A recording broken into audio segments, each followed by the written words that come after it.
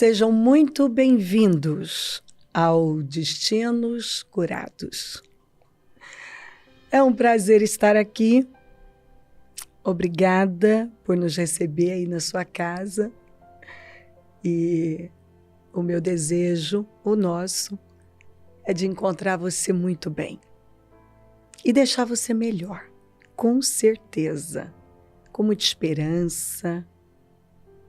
Cheia de esperança.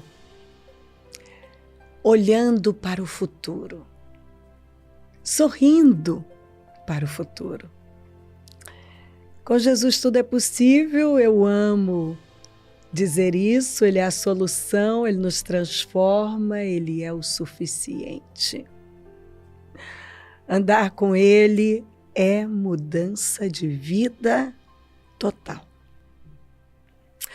Porque o Senhor fará algo novo acontecer. É o que está escrito? Então vamos lá, olha o que está escrito. Porque o Senhor fará algo novo acontecer. Quando você se abre para Ele, Ele faz algo novo.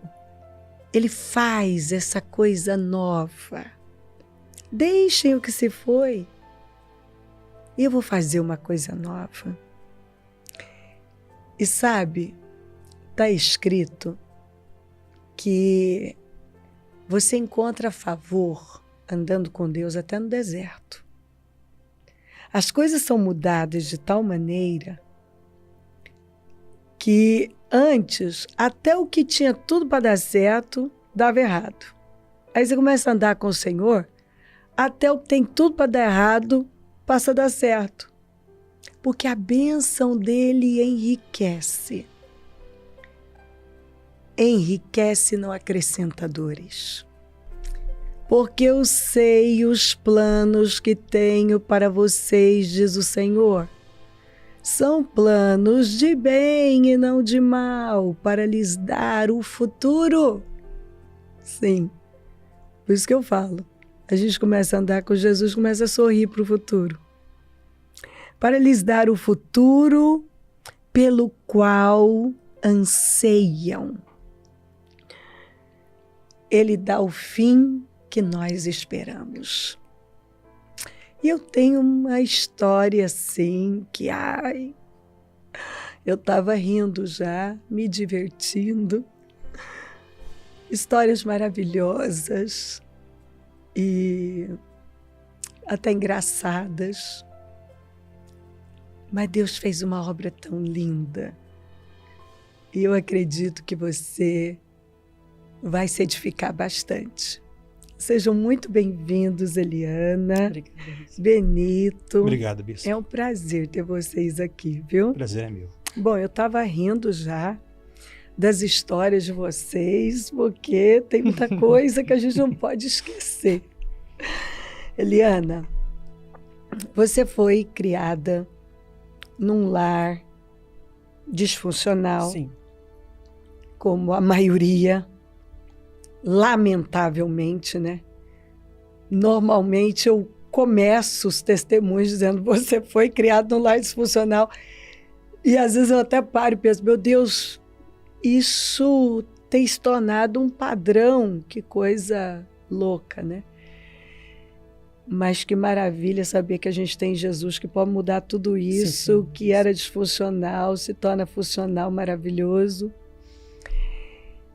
Seu pai, muito agressivo, sim. Alcoólatra, drogado. Sim. Então ele vivia alcoolizado, drogado e agredia demais a sua mãe. Miséria. Sim. Assim, você estava dizendo que você viveu num ambiente miserável até chegar na igreja. Sim. De faltar comida, você estava me dizendo que para comer um ovo, sua avó tinha um galinheiro. Foi onde que eu ri muito. Ela tinha uma galinha, um casal de De galinha, Não né? era nem um galinheiro, era só umas galinhas. São umas galinhas só, bispa. Aí chegava sempre na parte da tarde e sempre era o horário daquela galinha botar. Então ficava eu e meus irmãos esperando aquela galinha começar a gritar, que ela começa a gritar, né?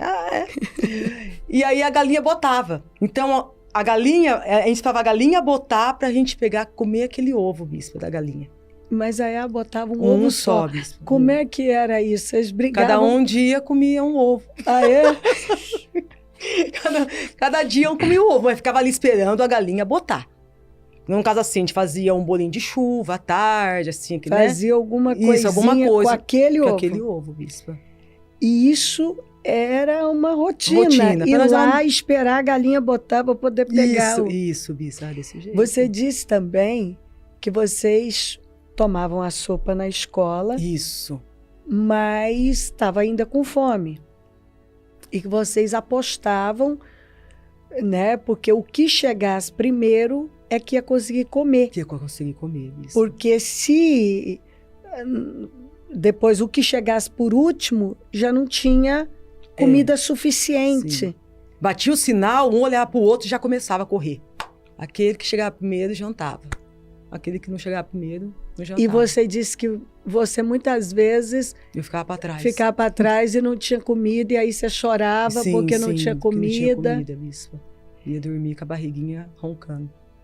Então, o ambiente era um ambiente, assim, totalmente desequilibrado, além das brigas, das contendas, das agressões, a falta da comida. Da comida.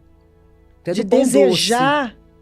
Exatamente, você estava falando que quando vocês tinham, falava, ai, vó, a gente queria comer um pão doce. Como é que ela fazia o pão doce para vocês? O pessoal, os vizinhos davam o pão duro, né? Aí ela pegava ali o copo, colocava a água, colocava o açúcar, mexia, colocava ali o pão e começava a amassar ali e falava assim, tá, o pão doce.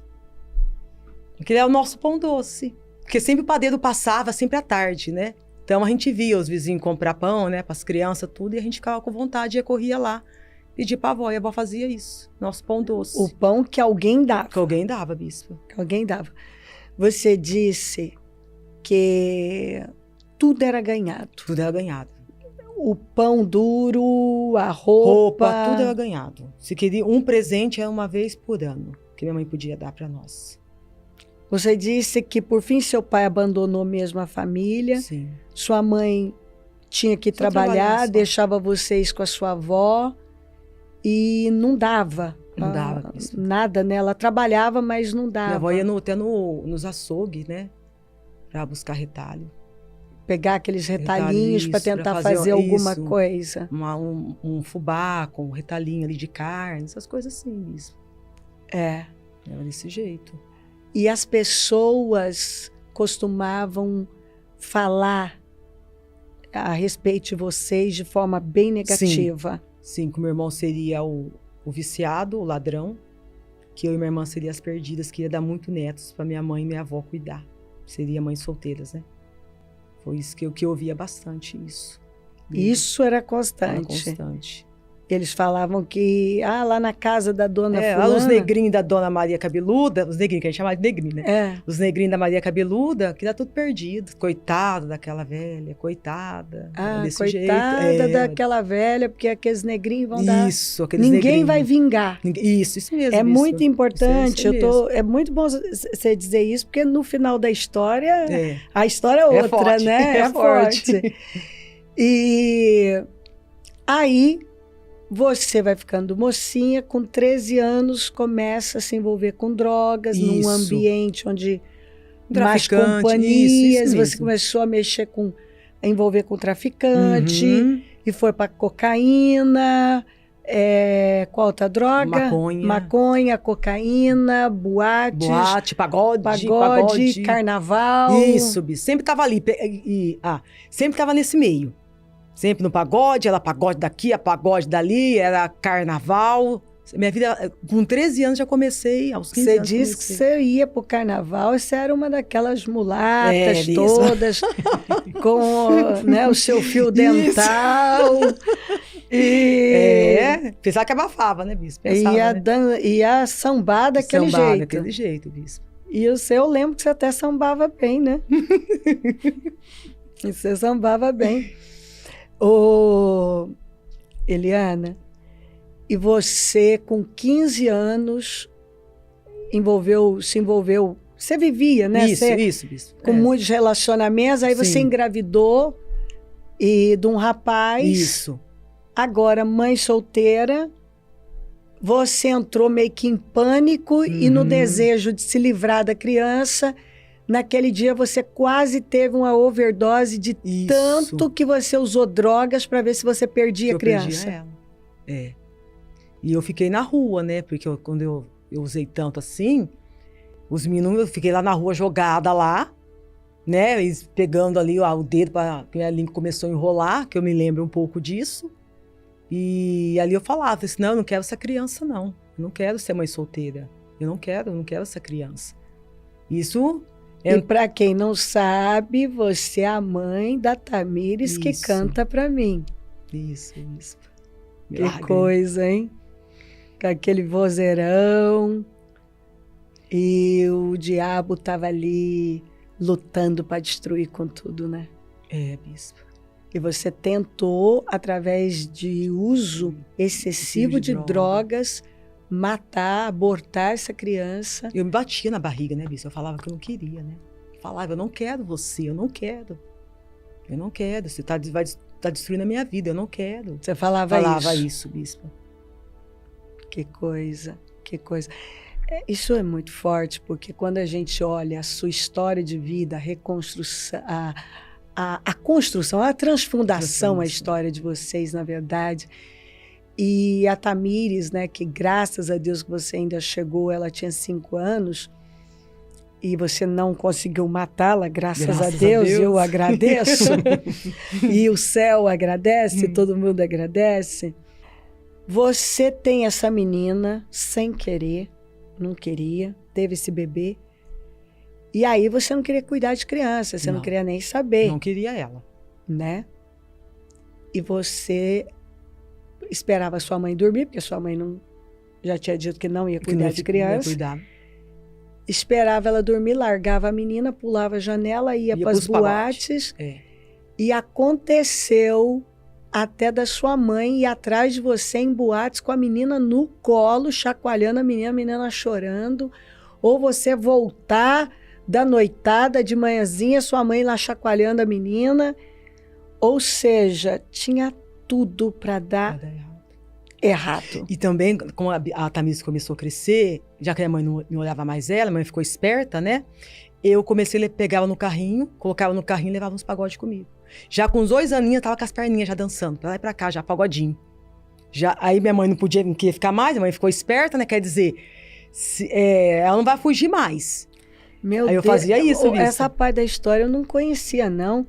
Com 2 anos, você já botou ela no pagode. Já no pagode. Ia com o carrinho, minha mãe não ficava, eu levava ela comigo. Aí eu colocava ela assim, aí ela desse jeitinho. Olha, já eu assim. vou te contar, a Tamires não pegou isso aí, não, porque eu nem imagino a Tamires dançando um pagode. Nem consigo imaginar. Ainda bem. Ela não gostou de pagode. Fazia isso. E tava levando ela, né? Para esse ambiente. Esse ambiente, bispo. Para esse ambiente. Toda a sua família arruinada. Toda. Meus irmãos revoltados. Porque o que deu mais trabalho para minha mãe foi eu, bispo. Eu fui a ovelha negra. Que ela que corria atrás, que ela ia atrás de mim, eu fugia, que eu não queria cuidar da Tamires, eu queria namorar, né? Eu queria passear, porque a mãe não cuida, a mãe tem obrigação de cuidar. Ah, você ainda achava que ela tinha obrigação de cuidar. Porque eu via as minhas amigas, né? A mãe cuidava para as meninas pro pagode, porque a minha não pode. Eu tinha que levar, porque se eu ficava com a criança no colo, eu não ia ficar com os neguinhos lá, bispo. Ah, você queria os namorados. Aí não dava. Aí com uma criança no braço, ninguém só ia corria querer. De mim, bispo, ninguém ia querer.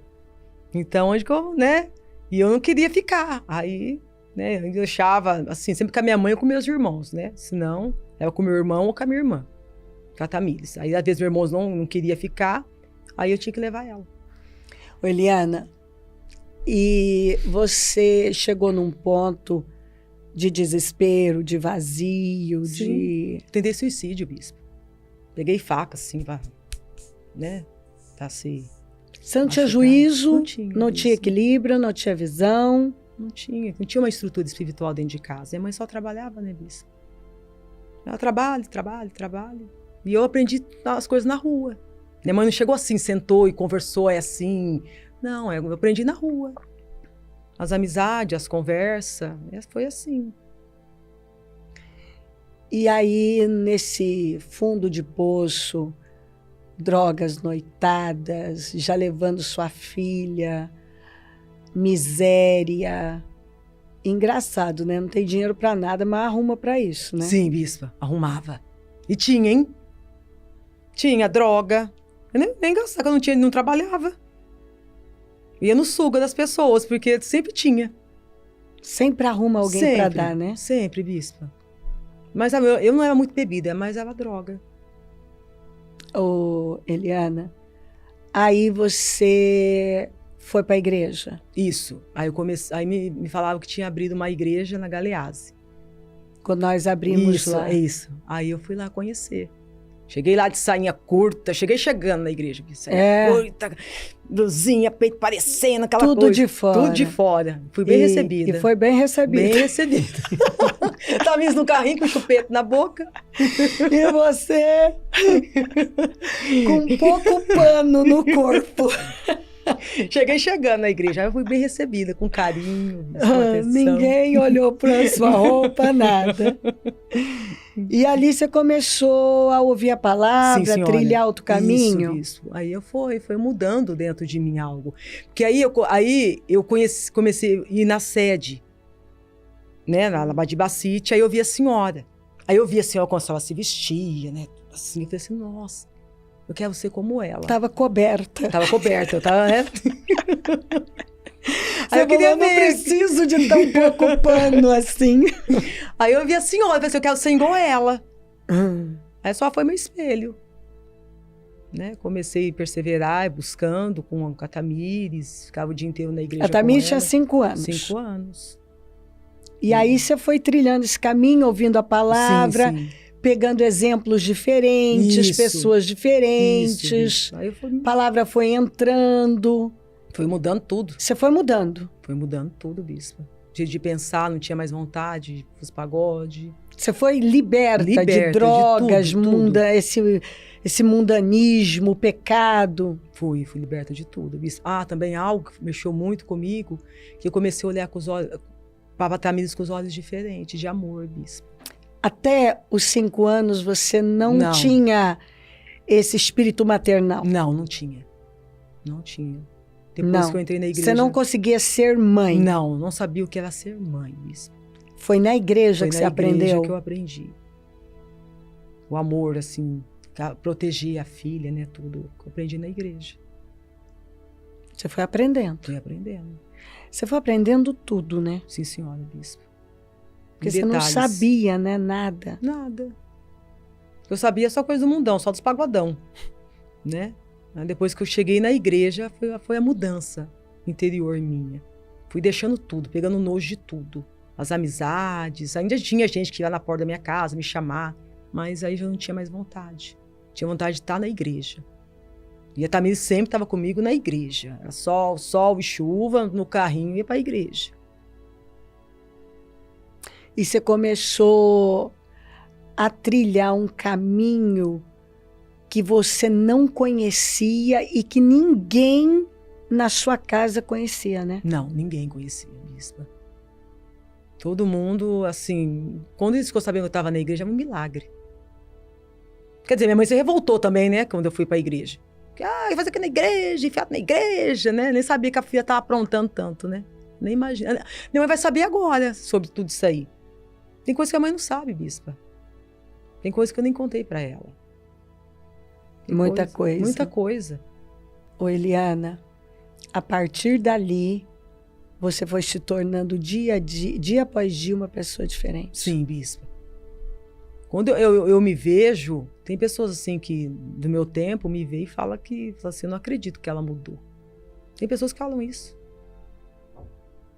Que vê a Tamires, porque... A Tamires estava fadada ao mesmo fim. Sim, o mesmo fim. Nos pagodes, mesma coisa, bispo. Porque, assim, a Tamires, vamos dizer assim, não teve o pai presente, né? O pai foi ausente na vida dela. Então, aí eu fico assim, né? Como que Deus preencheu tudo isso, né? Ela não tem falta. Porque ela chegou cedo na igreja, né? Ela não tem aquela falta. E aí ela foi sendo cuidada ali. Que cuidado, hein, bispa? Que cuidado. Se ela hoje tem esse caráter, eu agradeço a Deus e a senhora. E a Tamires construiu uma vida bem diferente da sua, né? Depois, porque você chegou, essa menina foi estudar, essa menina fez faculdade, essa menina casou, virgem, primeiro beijo no altar.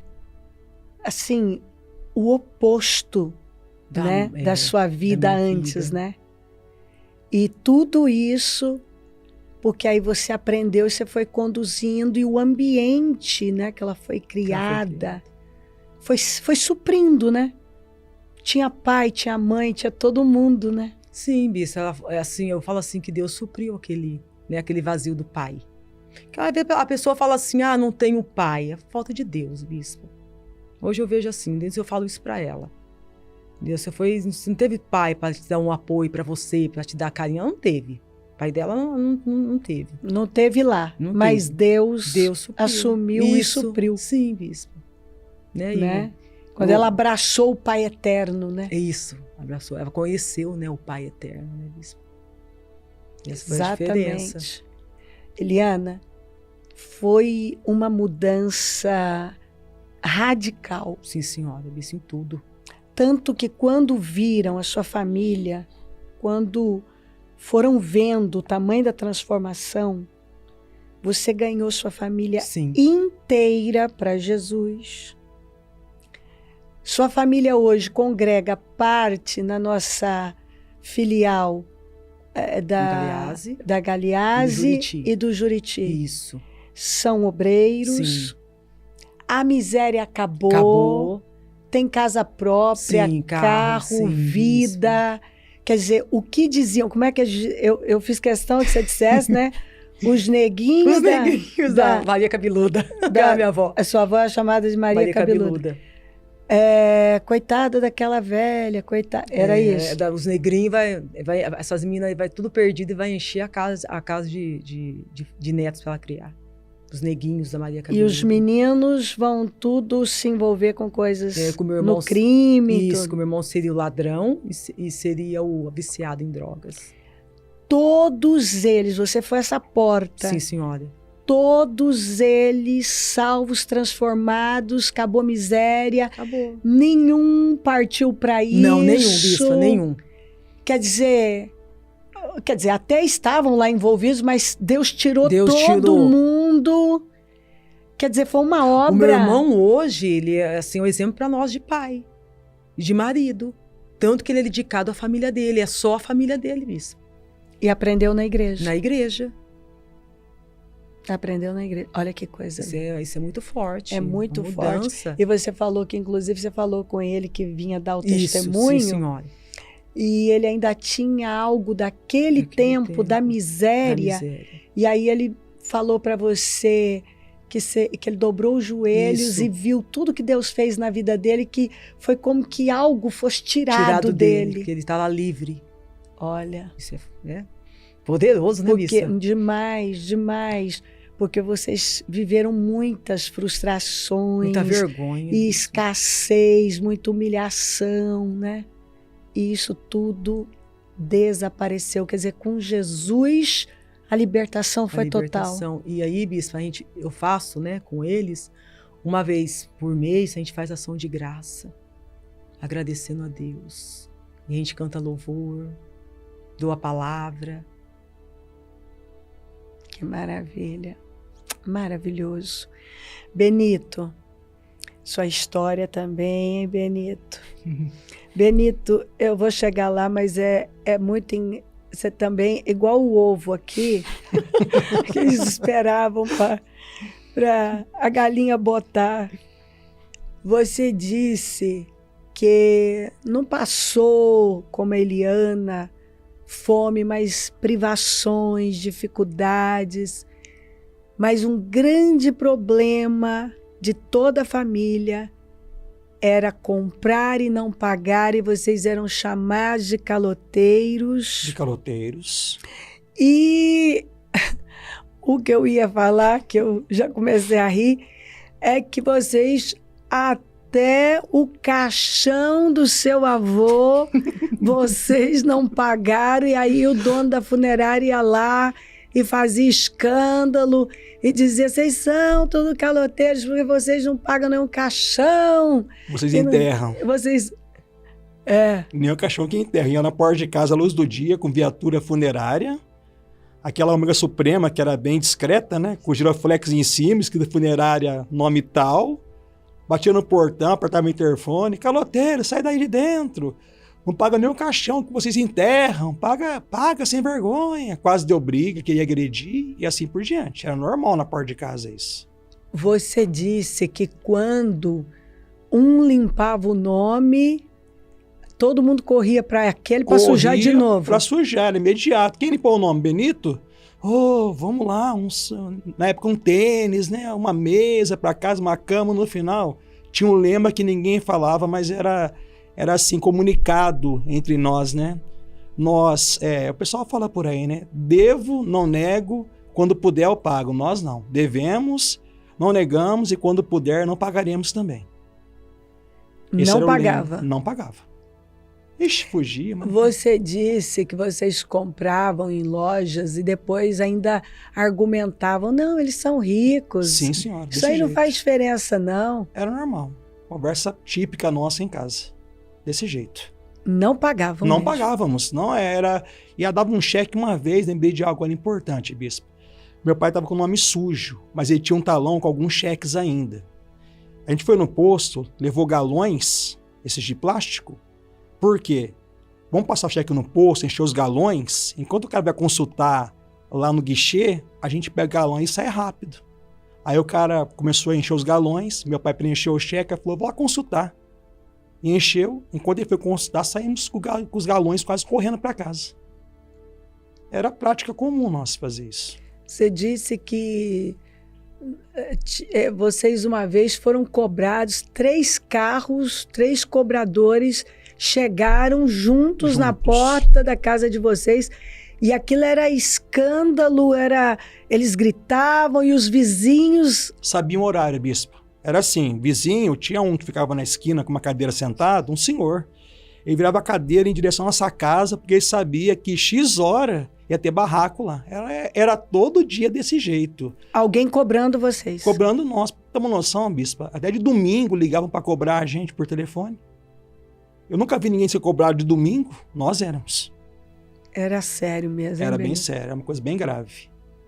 Isso era um desvio de caráter gravíssimo. Gravíssimo, bispo. De todo mundo? Todo mundo. Nós tínhamos trabalho, nós tínhamos renda, mas a gente tinha uma cultura de comprar e não pagar. Era uma cultura. Eu não sei explicar nem de onde veio isso, para ser franco. Isso foi entrando mesmo, foi entrando. Né? Ô Benito, e escassez e dificuldades, até porque não tinha como ser diferente, porque você lesa alguém, naturalmente, que você vai ser lesado também. Bispo, luz em casa... Você prejudica alguém, você vai ser prejudicado. Com certeza. Luz em casa era cortada, o cara acabou de cortar a luz, meu pai subia no poste e fazia um gato. Cortava a água, acabou de virar o caminhão da água, virar a esquina, ia lá e fazia um gato. Até poder pagar de novo a luz e a água. E assim. Ia vivendo assim. Vivendo desse jeito. Uma casa que um homem aposentado, ferroviário aposentado, uma mãe que trabalha. Tinha tempo que nós 4 trabalhávamos. Meus pais, eu e meu irmão. Os 4 tinham renda. Nem assim a casa era uma miséria. Do mesmo jeito. Não tinha, não é um saco sem fundo. Não dava. Pegava emprestado de um, do outro. Até comida às vezes. Não passamos fome. Mas não passava por quê? Pegava... cesta básica, comprava e não pagava. Aquelas de Fiorino que entrega em casa, comprava e não pagava. Essas 3 cobradoras que a senhora disse agora aí, foram 3 empresas de cesta básicas distintas que vieram cobrar no mesmo horário. Eu ouvia do lado, eles fora do portão, eu lá de dentro, um falando pro outro assim, ele deve para vocês também? Eles conversando na porta sobre isso, falando da gente. Ô Benito, aí você e o seu pai se envolveram numa fé, foram para um centro. Sim. E ali é que a coisa desandou mesmo para você. Ali, bispo, ali eu vi sinceramente, sabe, uma vida infernal, eu conheci ali. A gente não tinha dinheiro para nada, nós íamos andando para esse centro, cerca de 8 quilômetros de caminhada na ida, tinha que voltar, claro, mais 8. Uma ocasião que me humilhou mais ainda, foi um dia que eu fui sem meu pai, andando, fiquei até a madrugada nesse centro. Na hora de vir embora, eu não tinha dinheiro para condução, ia voltar andando, o meu calçado, que eu tinha só um, estava apertado, eu tirei ele e vim andando pelo asfalto. Cheguei em casa, alta madrugada, olhei meu pé, a sola sangrando, vários pequenos ferimentos e pedrinha de asfalto até fincada na sola. Eu pensei comigo, mas que vida desgraçada que é essa? Isso não é vida. Você ficou 4 anos que você não conseguia um emprego. Sim, senhora. Por fim, você até desistiu de arrumar emprego. Desisti, eu não tinha esperança. Eu não me via capaz de nada. Eu me via como, eu disse para a senhora, se alguém tiver pena da gente, já é algo triste. E quando a pessoa tem pena de si própria, eu tinha pena de mim. Eu tinha pena de mim, não era alguém que tinha. Eu sentia isso. Você olhava para você como uma pessoa incapaz de fazer alguma coisa boa, grande? Totalmente. Incapaz de fazer tanto uma coisa boa ou grande, ou de fazer alguém feliz. Inclusive a minha família, eu me via como um peso para eles, nunca me disseram. Mas eu sentia que eu era um peso para minha família, que era melhor eu morrer. Seria a melhor coisa que eu morresse. Comecei a pensar assim. Aí veio o desejo de suicídio, comecei a pensar muito em suicídio. Você disse que começou a beber, você tinha 15 anos. 15 anos. 15 anos. Começou a beber todo dia, Todo dia, sem parar. Se tornou um alcoólatra. Sim. Não conseguia, e por fim, quando lá na frente perdeu o emprego, não conseguia arrumar, foi piorando. Depois que você começou a praticar essa fé, aí que a coisa agravou. Bebia mais ainda. Sabe, assim, bebia mais ainda. Era uma coisa tão... Eu bebia mais ainda, eu brigava na minha casa. Chegou um dia em casa que eu estava bêbado, queria matar meu irmão. Meu irmão não fez nada, cheguei com o pensamento, preciso matar meu irmão. E meu irmão estava são, eu fui querer bater nele, quase que ele me bate também. Aí eu dei mais trabalho ainda, só piorou as coisas, só pioraram. Você disse que você começou a falar com as entidades, então você ficava horas falando com entidades, depois... Ficava 12 horas às vezes. 12 horas com o Pai de Santo incorporado com a entidade, 12 horas conversando como eu e a senhora agora aqui. Aí você ia para casa, aqueles espíritos apareciam para você e ficavam lá. E eu quero que você fale isso. Sim, senhora. Que você não tinha medo e aquilo começou a fazer com que você se sentisse importante porque você fazia parte de algo. De alguma coisa. Aqueles espíritos vinham falar comigo, me davam atenção, vou colocar dessa maneira, e isso não me causava medo nenhum. Só que eu me sentia assim lá dentro, eu faço parte de alguma coisa. Porque quem não era um nada, agora... Você se via um nada. Eu me via um nada. Eu não falo que eu sou lixo. Eu não me via como um lixo, porque lixo tem uma utilidade para alguma coisa, para ir para algum lugar. Eu não me via como um lixo. Você disse que quando você arrumava uma namorada, que alguma moça falava que te amava, você largava porque você falava, eu não mereço uma pessoa como eu, não merece ser amada. Com certeza. A frase para terminar um relacionamento era essa aqui. Eu te amo, Benito. Ali eu criava um meio já rápido ali, em poucos dias de sair da pessoa, a pessoa ficava, por quê? Eu não, né? E, enfim, essa era a minha vida. Você disse que quando você olhava para um casal, né, de mãos dadas e tal, você olhava para aquilo e era como um sonho, mas você, dentro da sua cabeça, eu nunca vou viver isso. Tinha certeza. Eu nunca vou conseguir passar com a minha esposa com uma roupa decente, com uma mulher decente, de mão dada, sorrindo, de mãos dadas. Eu nunca vou Era viver uma isso. cena que você tinha, que você me falou, e que me parece que chamava muito a sua Eu atenção. sonhava com isso, bispo. Era um sonho.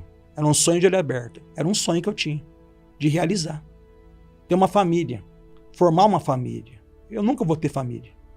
Eu nunca vou ter nada, aliás. Né? Vou terminar ou na cadeia, ou no manicômio, ou no caixão. É dos três. Você ficava assim. pensando. O dia inteiro, bispo. Só pensava nisso. O meu irmão tinha trabalho. O meu irmão casou antes de mim. A minha irmã saiu de casa. Tinha a vida dela. Meus pais. E eu dizia assim, sabe? Eu sou um miserável. Enquanto eles quiserem me ajudar, eu vou existir. E quando eles não quiserem mais, eu nem sei o que eu vou fazer da minha vida. Acho que eu vou morrer, que é a melhor coisa. Né? Falando de novo isso. A melhor coisa que eu faço é morrer. Aí eu me livro de tudo isso. Você se aprofundou muito nessa fé, começou a fazer rituais, as entidades pediram muita coisa para você, e você só piorando. Só piorando, cada vez mais. Até pacto de comer vísceras de defunto me foi proposto. E da minha parte, eu creio que na época eu era tão perturbado, eu estava tão ficando insano já, que eu ia fazer isso. É que eles disseram, você não vai fazer. Eles me barraram. Eles que disseram, você não consegue fazer isso. Isso, você não consegue fazer isso. Eu falei, eu consigo. Ele falou, não, você não consegue. Foi isso que eu ouvi deles na época. E era uma destruição. Essa era a nossa vida. Andar pra mata, beira de cachoeira, essas coisas. Em casa, uma miséria. Em casa, chegar a ter esse pacote de arroz de 2 quilos, abrir o armário, aquele vazio, só aquela cena do pacote de arroz pelo meio, com o pregador na boca, uma lata de óleo, que era lata mesmo na época, e vender garrafa em ferro velho para fazer oferenda no centro. Essa era a nossa vida. Ah, vamos pro centro? Vamos. Vai comer o quê? Não sei. Vai ter que fazer oferenda no centro lá. Benito, você disse que a maneira que você chegou no Ministério Mudança de Vida foi muito interessante. Você estava bêbado. Sim, senhora.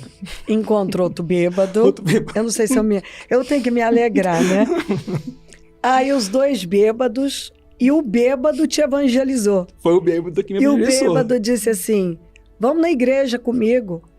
A igreja era o Ministério Mudança de Vida. Ele não estava liberto ainda. Não estava liberto, não. Aí, os 2 bêbados caindo. Alta E madrugada. ele te evangelizou. Não, eu fico, sabe, Deus tem A cena, bicho, tenta realizar a cena pra você ver. É difícil. Deus tem umas formas, assim, são múltiplas. Sim. As formas de Deus trabalhar. Aí, vocês 2 bêbados, ele começou a te evangelizar e dizer, vamos para a igreja. E você disse, que igreja e tal, esse negócio de crente, não sei o quê. E aí, no outro dia, você decidiu, então eu vou. Aí vocês se encontraram. No ponto de ônibus. No ponto. No domingo à noite. Sim. E foram pro culto. Fomos pro culto, eu ouvi a palavra e eu ouvi assim, eu falei, isso é lindo, mas eu nunca vou viver isso daí que eu tô ouvindo. Quer dizer que quando a palavra foi pregada, a primeira coisa que veio à sua cabeça foi, isso aí não é para mim. Não é para mim. Eu não vivo isso aí, não. Isso, nunca. Eu falei, nossa, que coisa linda, existe isso. E aí você olhou para a porta assim, já pensou, deixa eu sair logo, para que nenhum crente venha me encher a paciência. Aí diz que um obreiro te segurou, falou com você, e ali você começou a trilhar esse caminho, só que você ficou várias vezes endemoniado, foi uma luta, você estava muito assim, dominado por forças ocultas, e aí foi um processo de libertação. Sim, senhora. Mas você foi liberto, as portas de emprego, portas foram abertas para você. Eu pude escolher emprego. Vieram 2 só de uma vez, tive que orar e pedir direção para Olha só, nada acontecia. Nada. Aí você foi liberto, você pôde escolher onde você ia trabalhar. Eu escolhi. E você foi sendo transformado, a sua mente foi mudada. Foi mudada. Minha mente, aquele homem que eu se via como nada, eu comecei a me ver primeiro como ser humano, depois como alguém que Deus amava, entendi, Deus me ama, Deus, ele me quer, alguém me quer, Deus me quer. Entendi assim. Foi algo muito forte. É. Sim, senhora. Aquele Benito morreu. Morreu. Aquele Benito, primeira vez que eu vi a palavra na igreja, eu nunca mais coloquei uma gota de álcool na boca. Primeiro culto que eu vi, que eu mirei a porta e queria sair correndo dos irmãos, eu nunca mais coloquei uma gota de álcool na boca. Daquele dia em diante já. Ô Benito, e o que é lindo, que daí você trilhou esse caminho com Jesus, passou o tempo, aí você quis ser interno, e aí você encontrou a Eliana, e aí você construiu essa família, que hoje você anda com essa esposa de mãos dadas. De mãos dadas. Tudo que era um sonho parecia que não era... Tudo se realizou já. Tudo acontece. E aí você estava atuando em Bauru um período. Sim, senhora. E você pôde olhar toda a sua família que tomava a fileira da frente assim. Tomava fileiras da igreja. Enorme. Porque você foi essa porta como Eliana e ganhou toda a sua família para Jesus. Ganhei. Eu tinha que Todo mundo na igreja. Todo mundo na igreja. Eu tinha que me segurar ali no culto, né? Para não chorar, para não perder a direção da palavra. Porque eu olhava e o Espírito Santo me dizia assim, ó. Dá uma olhada, tá vendo?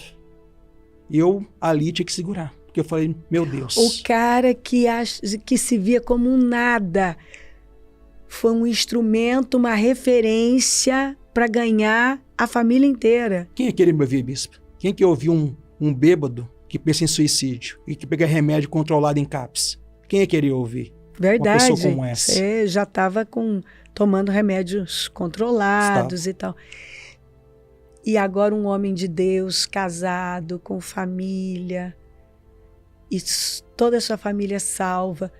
Todos libertos daquele espírito de dever não pagar. Todos libertos, graças a Deus. Libertos da miséria. Você estava contando que agora a abundância, né? Acabou aquela miséria. Sim, senhora, meus pais... Como pais... na família da Eliana, as famílias foram afetadas. Senhora. Foram afetadas. E fomos portais, sim. Eu fui um portal, sim, de bênção, né? Pela misericórdia de Deus eu fui. E na casa que nós passamos tantas humilhações, meus pais moram no mesmo endereço. Hoje é um lugar de paz e prosperidade, no mesmo endereço. E isso não mudou de bairro, de cidade, é lá. Só que agora é uma referência para o lugar. É uma referência. Quem viu a vergonha... Você disse que ele reformou a casa, é outra coisa. Até piscina, tem lá, piscina grande tem lá. Eles nem usam a piscina, mas tá lá a piscina pros netos, né? Eles locaram a piscina, mas enfim, ficou lá pros netos. Eu cheguei a nadar na piscina também. Usufruí dela. Até eu fiz isso. Coisa. Uma mudança muito grande na vida de vocês e na vida das famílias das de famílias, vocês. Bispo, das famílias. E algo muito forte também, bispo, que nós fizemos a cerimônia da Tamires do casamento. Vocês fizeram, isso. né? Eu casei a Tamires. Olha isso. Eu celebrei o casamento dela com o Jonatas, né? Quem diria? Quem diria? Quando eu pensei, eu tô casando a nossa filha, casando a Tamires, eu penso comigo, quem diria? Não dá para... É algo assim inacreditável. É uma mudança muito grande. É muito grande, bispo. É uma transfundação. É uma transfundação. Isso foi. Isso também quer dizer. A Sim. vida de vocês, né? Deus operou mesmo uma transfundação. Sim, senhora, Deus curou seu destino. Bispo, eu não tenho palavras. Vai emocionar. Eu tô emocionado. Eu não... Eu vou chorar. Deixa, Vai fazer todos nós. O que eu posso falar? Meu Deus do céu. Deus mudou minha vida. É isso, eu vou ser simples. Deus mudou minha vida. Pois você cuida de gente. Eu cuido de gente. Você ajuda pessoas. O sujeito que se via como um nada. Hoje é um pai espiritual para tanta gente, né? Sou. Só Deus podia fazer isso. E Ele fez. Ele fez. Ele fez. O que você diz para essa pessoa que hoje também está se achando, se vendo como nada? Ela pode estar onde ela estiver agora. Pode estar no hospital, ela pode estar numa cama, pode estar num presídio, ela pode estar numa biqueira. Onde ela estiver, é bem simples o recado para ela. Só começa a ouvir Jesus e a obedecer no coração. Porque depois o corpo vai fazer o que tem que fazer. Mas começa no coração. Começa agora já. Abre o coração. Abre o coração. Só isso. Que Ele te Foi leva. o que eu fiz. Só isso. Só abre o coração. É isso. Eliana, o Senhor curou seu destino? Sim, senhora, bispo. Hoje eu posso ajudar muitas mulheres que chega solteira na igreja. Parece que é o que não tem jeito. Né? Hoje o Senhor me deu esse carequinha. Né? Sou muito feliz, bispa. E eu sempre, né, a minha frase que eu quero deixar, né? Que eu cheguei fedida, perdida como uma ovelha, né? E eu me tornei uma leoa. Né? Na perseverança, na oração, na comunhão com Deus. Né? Que muitos podem chegar fedida como eu cheguei, perdida, né? Como uma ovelhinha que não tinha um pastor, né? Não tinha orientação de ninguém. Né? E hoje eu posso falar que eu sou uma leoa, né? Que daqui a pouco eu falo também. Né? E hoje eu sou uma leoa, uma mulher forte, né? Entendeu? E isso era impossível. Isso é impossível, misericórdia. Se não fosse o Senhor Jesus, eu tava a ovelha fedida, né? Hoje eu sou uma leoa que garra a palavra e não larga dela. E a mensagem que você deixa para essa mãe solteira Isso. ou essa mulher que não vê esperança? Tudo tem jeito. Tudo tem jeito. Bom, bispo. vocês estão mostrando que tem. Sim, senhora, bispo. A mudança que Deus fez e me deu um homem de Deus na minha vida que me respeita, que me ama, que ama minha filha. Tenho que falar o quê, né, bispo? Porque você passou uma vida inteira só se frustrando, né? Pensava que não tinha jeito pra mim. A mãe solteira não vai ter alguém que vai amar, que vai respeitar. Na minha cabeça era só assim. Só pra usar, né? Só pra usar, isso mesmo, bispo. Só um momento na cama e acabou. Né? Mas Deus mudou tudo, reverteu tudo, mudou meus irmãos, mudou tudo.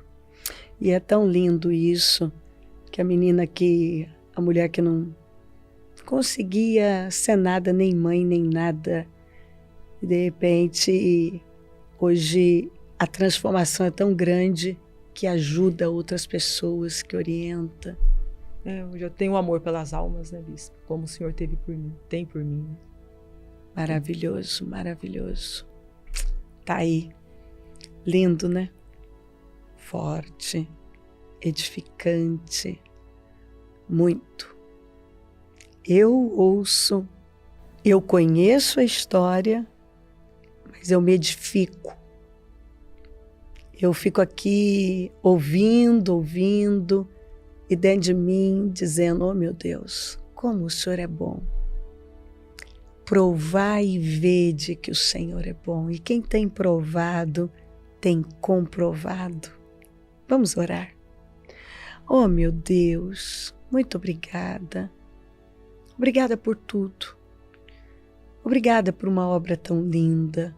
Obrigada por esses testemunhos. Obrigada, meu Deus, pela vida da Eliana, a vida do Benito, da Tamires. Obrigada por essa família. Obrigada por tão grande restauração. Muito obrigada. Eu te honro. O Senhor é tão bom. Nós te amamos. Eu abençoo cada pessoa que está orando comigo agora. Toca, Senhor, profundamente.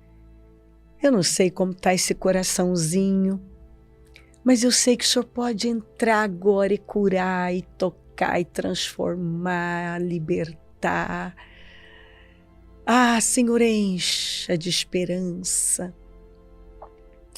Toca no íntimo. Derrama da tua paz, da tua graça, desse amor e levanta vidas. Visita lares, famílias, corações. E eu peço que a esperança, a alegria, a esperança no futuro tomem conta de cada pessoa que está conosco agora. Eu abençoo. Eu oro e tomo posse, Senhor, de mudanças radicais para a honra e a glória do Teu nome. Muito obrigada por tudo. Eu tenho só que te agradecer. Agradecer por essa família, agradecer por cada vida que está conosco, agradecer pelo que já fez, está fazendo e vai fazer. Te amamos, Senhor. Obrigada, amém. Amém, amém. Graças a Deus. Deus é bom. Vamos, prove. Você vai se surpreender. Jesus é tão bom, é tão maravilhoso. Ele pode mudar tudo, Ele está de braços abertos, dizendo, venha, eu estou te chamando, vinde a mim. Todos vós que estão cansados, sobrecarregados, e eu vou aliviar. Muito obrigada, Eliana. Eu agradeço. Muito obrigada, Benito. Foi um prazer. Obrigado, Bispo. Muito obrigada a você, meu querido, minha querida. Jesus te ama. Pode contar com a gente. É um prazer servir.